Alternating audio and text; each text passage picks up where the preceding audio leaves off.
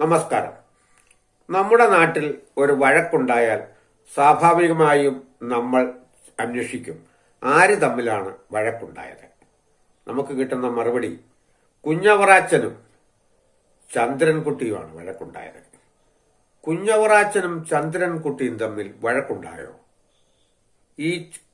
ഈ ചോദിക്കുന്ന ആൾ ഒരു ക്രിസ്ത്യാനിയാണ്.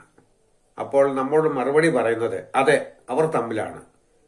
അപ്പോൾ ഈ ക്രിസ്ത്യാനിയായ കേൾവിക്കാരൻ പറയുന്നത് കുഞ്ഞവറാച്ചൻ അങ്ങനെ ആരോടും വഴക്കുണ്ടാക്കുന്ന ആളല്ലല്ലോ, പിന്നെന്തു പറ്റി? അതെനിക്കറിയില്ല. കുഞ്ഞവറാച്ചൻ ചന്ദ്രൻകുട്ടിയെ അടിച്ച് താഴെ കളഞ്ഞു. അയാളുടെ മൂക്കിൽ കൂടെയും വായിക്കൂടെയും ചോര ചാടുന്നുണ്ട്. അതെയോ? അങ്ങനെ സംഭവിക്കില്ലല്ലോ. കുഞ്ഞവറാച്ചൻ ഒരു പാവമാണല്ലോ.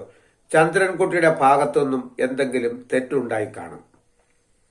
അങ്ങനെ ക്രിസ്ത്യാനിയായ ഈ കേൾവിക്കാരൻ സംഭവങ്ങളൊന്നും അറിയാതെ, ഇതെന്താണ് സംഭവിച്ചതെന്നറിയാതെ കുഞ്ഞവറാച്ചനെ ന്യായീകരിക്കുകയാണ്. കാരണം അയാൾ തെറ്റുകാരനല്ല, അയാൾ തെറ്റ് ചെയ്യില്ല. അഥവാ അയാൾ ചന്ദ്രൻകുട്ടിയെ അടിച്ചു വീഴ്ത്തിയെങ്കിൽ ചന്ദ്രൻകുട്ടിയുടെ ഭാഗത്താണ് കാതലായ തെറ്റ് പറ്റിയിരിക്കുന്നത്. ഞാൻ ഈ പറയുന്നത് ശരിയാണോ? ഇങ്ങനെ ഒരു ചിന്താഗതി നമ്മുടെ മനസ്സിൽ വരികയില്ലേ? ഈ കേൾവിക്കാരനായ ഇയാൾ വന്ന് പറയുന്നത് ഒരു ഹിന്ദുവിനോടാണെങ്കിൽ അയാൾ പറയും ചന്ദ്രൻകുട്ടിയും കുഞ്ഞവറാച്ചനും തമ്മിൽ വഴക്കുണ്ടായ വിവരം അറിഞ്ഞാൽ അയാൾ പറയുന്ന മറുപടി എന്താണ്? ആഹാ, കുഞ്ഞവറാച്ചൻ അത്രയ്ക്കായോ? ചന്ദ്രൻകുട്ടി ഒരു പാവമല്ലേ? അവൻ അത്ര പാവം പിടിച്ച ഒരുത്തിനെ ഇവൻ തല്ലിയെങ്കിൽ തീർച്ചയായിട്ടും അതിന്റെ പിന്നിൽ ഒരു പകയുണ്ട്. അങ്ങനെ ആ ഹിന്ദുവിന്റെ പക്ഷത്തും ക്രിസ്ത്യാനിയുടെ പക്ഷത്തും നിന്നുകൊണ്ടാണ് സംസാരിക്കുന്നത്. ഞാൻ ഈ പറയുന്നത് ശരിയാണോ തെറ്റാണോ എന്ന് നിങ്ങൾക്ക് അറിയാം. ഞാനിത് വെറുതെ വ്യാജമായി, അല്ലെങ്കിൽ ഞാനൊരു കഥാകൃത്തായതുകൊണ്ട് ഞാനിത് ഭാവനയിൽ നിന്ന് പറയുന്നതാണെന്ന് നിങ്ങൾ വിചാരിക്കരുത്. ഞാൻ ഈ പറയുന്നതാണ് ശരി. ഈ നമ്മുടെ നാട്ടിൽ ഹിന്ദു എപ്പോഴും ഹിന്ദുവിന്റെ സൈഡും, ക്രിസ്ത്യാനി എപ്പോഴും ക്രിസ്ത്യാനിയുടെ സൈഡും, മുസ്ലിം എപ്പോഴും മുസ്ലിമിന്റെ സൈഡുമാണ് നിൽക്കുന്നത്. നമ്മുടെ ഈ നാട്ടിലെ, അല്ലെങ്കിൽ നമ്മുടെ ഈ രാജ്യത്തെ, അല്ലെങ്കിൽ ഈ ലോകത്തെ ഒരു രീതിയാണിത്. ജാതിയോടാണ് സ്നേഹം. ആരുടെ ഭാഗത്താണ് തെറ്റുണ്ടായതെന്ന് അന്വേഷിക്കാതെ നാം തന്നെ ആദ്യം വിധി കൽപ്പിക്കുകയാണ് ഈ തെറ്റ് കുഞ്ഞവറാച്ചന്റേതാണ്, അതുകൊണ്ടല്ലേ ചന്ദ്രൻകുട്ടിയെ അടിച്ചു താഴിക്കളഞ്ഞത്. ഹിന്ദുവായ ഒരാൾ ഈ കലാപ വാർത്ത കേൾക്കുമ്പോൾ അയാൾ പറയുന്നത് ഈ ചന്ദ്രൻകുട്ടി ഒരു പാവപ്പെട്ടവനാണ്, അവനെയാണ് കുഞ്ഞവറാച്ചൻ അടിച്ചു താഴെ കളഞ്ഞത്. ഇങ്ങനെ രണ്ട് പക്ഷം ഉണ്ടാകും. ഇതാണ് ജാതിക്കോയ്മയുടെ, അല്ലെങ്കിൽ ജാതിക്കോ മരത്തിന്റെ ഒരു പ്രത്യേകത. ഇത് നമ്മുടെ ഇവിടെ മാത്രമല്ല ഉള്ളത്, ഇത് ലോകം മുഴുവനുണ്ട്. അതിന് ചെറിയ ചില ഉദാഹരണങ്ങൾ കൂടി ഞാൻ പറയാം. നമ്മുടെ ഇന്ത്യയിൽ മണിപ്പൂരിൽ കലാപം നടന്നു, നമുക്കെല്ലാവർക്കും അറിയാം. അവിടെ കലാപം നടത്തിയത് കുക്കി വിഭാഗത്തിൽപ്പെട്ട ക്രിസ്ത്യാനികളും മെയ്തൈ വിഭാഗത്തിൽപ്പെട്ട ഹിന്ദുക്കളും തമ്മിലായിരുന്നു. ഈ കലാപം നമ്മുടെ കേരളത്തിൽ കണ്ടത് വേറൊരു വ്യത്യസ്തമായ രീതിയിലാണ്. കേരളത്തിലെ പള്ളികളിൽ നിന്ന് ഫണ്ട് പിരിവ് നടത്തി ഈ ക്രിസ്ത്യൻ വിഭാഗത്തിന് കൊടുത്ത ചരിത്രം പലരും മറന്നിട്ടില്ല.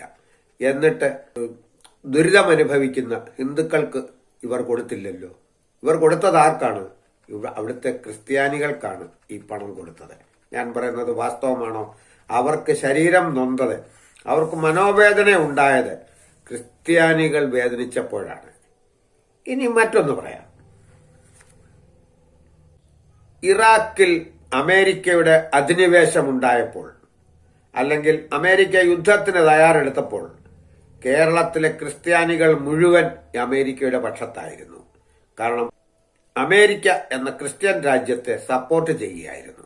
അപ്പോൾ ഇവിടുത്തെ മുസ്ലിങ്ങളോ, അവർ മുഴുവൻ പേരും മുസ്ലിം അല്ലെങ്കിൽ ഇറാഖിന്റെ പക്ഷത്തായിരുന്നു. ആ കാലഘട്ടത്തിൽ കേരളത്തിൽ ജനിച്ച പല കുഞ്ഞുങ്ങൾക്കും സദ്ദാം എന്ന് പേര് വരെ നാമകരണം ചെയ്തിട്ടുണ്ട്. ഇത് വാസ്തവമാണോ, അതോ ഞാൻ വെറുതെ കെട്ടുകഥയുണ്ടാക്കി പറയുന്നതാണോ? ഇനി അടുത്ത വാർത്ത. ഇസ്രയേലും ഹമാസും തമ്മിൽ ഘോര യുദ്ധം നടന്നു. ഇവിടുത്തെ ക്രിസ്ത്യാനികൾ ഇസ്രയേലിന്റെ പക്ഷത്തും അമേരിക്കയുടെ പക്ഷത്തുമായിരുന്നു. ഇവിടുത്തെ മുസ്ലിങ്ങൾ ഹമാസിന്റെ പക്ഷത്തായിരുന്നു.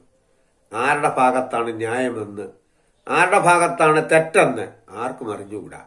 പക്ഷെ ജാതി നോക്കി ഒരു സൈഡിനെ അങ്ങ് സപ്പോർട്ട് ചെയ്യുകയാണ്. സുഡാനിൽ വംശീയ കലാപം നടക്കുന്നു. ധാരാളം ക്രിസ്ത്യാനികളെ അവിടെ കൊല്ലുന്നുണ്ട്. അതിന്റെ വീഡിയോകൾ പ്രചരിപ്പിക്കുന്നത് ആരാണ്? ഇവിടുത്തെ ക്രിസ്ത്യാനികളാണ്. ക്രിസ്ത്യാനികൾ കൊല്ലപ്പെടുന്നു, ക്രിസ്ത്യാനികൾ പീഡിപ്പിക്കപ്പെടുന്നു. അതിന്റെ ദുഃഖം ഉണ്ട്. അതിനുവേണ്ടി എന്തെങ്കിലും ചെയ്യുകയോ ചെയ്യാതിരിക്കുകയോ ദുഃഖിക്കുകയോ പ്രതികരിക്കുകയോ എന്ത് വേണേലും ചെയ്തു. മനസ്സിലിരിക്കുന്നത് മതം എന്ന വിഷമാണ്. നൈജീരിയയിൽ ഞാൻ ഈ പറഞ്ഞതുപോലെ തന്നെ രണ്ട് വംശങ്ങൾ തമ്മിൽ ഏറ്റുമുട്ടുന്നു. ഇവിടുത്തെ ആളുകൾ, കുറെ ആളുകൾ മുസ്ലിങ്ങളുടെ പക്ഷത്തും കുറെ ആളുകൾ ക്രിസ്ത്യാനികളുടെ പക്ഷത്തുമാണ്. ഈ പക്ഷം പിടുത്തം കാരണം ഈ ലോകം നശിക്കുകയുള്ളൂ, ഒരിക്കലും ഇത് രക്ഷപ്പെടുകയില്ല. അമേരിക്ക എന്തിനാണ് ഇസ്രായേലിന്റെ പക്ഷം പിടിക്കുന്നത്? എല്ലാവർക്കും അറിയാം. ഇസ്രായേൽ എന്ന ജൂതരാജ്യത്തെ അവർ സ്നേഹിക്കുന്നു. അമേരിക്കയിലെ ഏറ്റവും കൂടുതൽ ബുദ്ധിരാക്ഷസന്മാർ ജൂതന്മാരാണ്. അവർ അമേരിക്കയുടെ താങ്ങും തണലുമാണ്. ആ രാജ്യത്തെ സംരക്ഷിക്കേണ്ടത് അവർക്ക് ഒരാവശ്യമായി തീർന്നിരിക്കുകയാണ്. അതുമല്ല, ക്രിസ്തുമതത്തിന്റെ ഉത്ഭവം ഇസ്രയേലിൽ നിന്നാണ്. അപ്പൊ അവിടെ കാണിക്കുന്നതും വർഗസ്നേഹമാണ്. ഈ വർഗസ്നേഹത്തിന് മറ്റൊരു വഴിയുണ്ട്.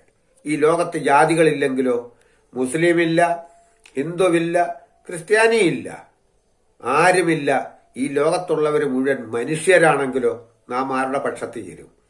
അപ്പോൾ മാത്രമേ നാം ന്യായത്തിന്റെ ഭാഗത്ത് നിലകൊള്ളുകയുള്ളൂ. ഞാൻ ഈ പറഞ്ഞത് ശരിയാണെന്ന് നിങ്ങൾക്ക് തോന്നുന്നുവെങ്കിൽ നിങ്ങൾ എന്റെ ഈ വീഡിയോ നിങ്ങൾ ഷെയർ ചെയ്യുകയും ലൈക്ക് ചെയ്യുകയും വേണം. അതുപോലെ തന്നെ നിങ്ങളുടെ വിലയേറിയ കമന്റ് നിങ്ങൾ നൽകണം. മറ്റൊരു വീഡിയോയുമായി ഞാൻ വീണ്ടും വരുന്നതുവരെ നന്ദി, നമസ്കാരം.